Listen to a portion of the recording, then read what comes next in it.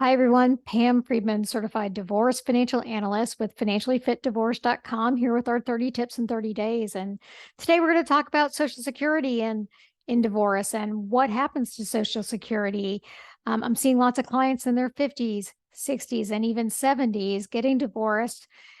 Or I see post-divorcees who are, asking questions about, what's going to happen now with my Social Security. Well, that group, 50s, 60s, and 70s, is where we're seeing the highest rate of growth in divorce, actually. So we are seeing it quite often. So the general rule for Social Security, I'll jump right in, is that if you were married for 10 years, you will get half of your spouse's full retirement age amount or all of yours, which is whichever one of those is higher. So if his full retirement age amount was, and he was the worker, was 3,000, and you were the stay-at-home mom, you would get 1,500, or if yours is higher, you would get your own Social Security.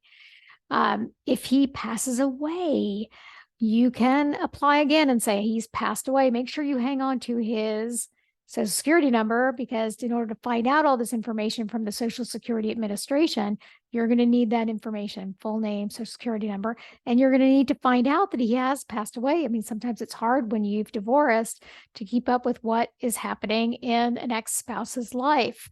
If there's children, that's easier, but if there aren't children, sometimes it's more difficult to find that out. So Social Security in divorce, it's one of those things you're not really negotiating. Those rules that I just mentioned are already out there.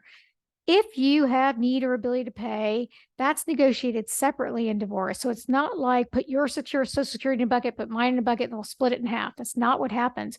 You get your, assuming that half of his is more than yours, you'll get your half. Let's say it's $1,500. He's going to get 3,000. His Social Security doesn't get cut in half. He's going to get his full 3,000. It's 150% if that's the way you need to think about it.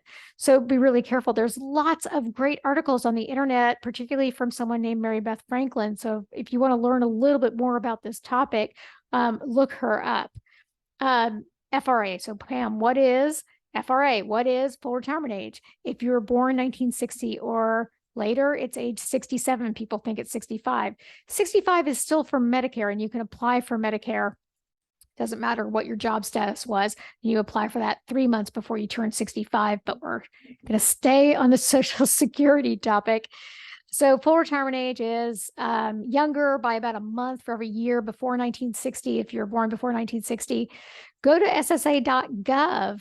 It has all this information there. What is my full retirement age? You can do it by your year of birth. Also, you can log in and get a profile. Make sure you hang on to that password, because you will need that password to log back in when you finally apply. What I'm seeing is these post-divorcees coming into my office and saying, hey, how much am I going to get? I don't know what my ex-spouse's full retirement age amount is. Well, there's no way to look that up on ssa.gov. Unfortunately, I've had to send them to the Social Security Administration and make an appointment, physically be there, take the Social Security number, ask about, what is half of my spouse's versus what is all of mine.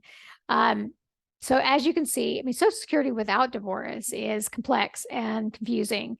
There's lots and lots of rules, but these are the basics in the little time we have together. Talk to your CPA, talk to your CDFA about how much Social Security you should expect to receive. Talk to your financial advisor if you have one.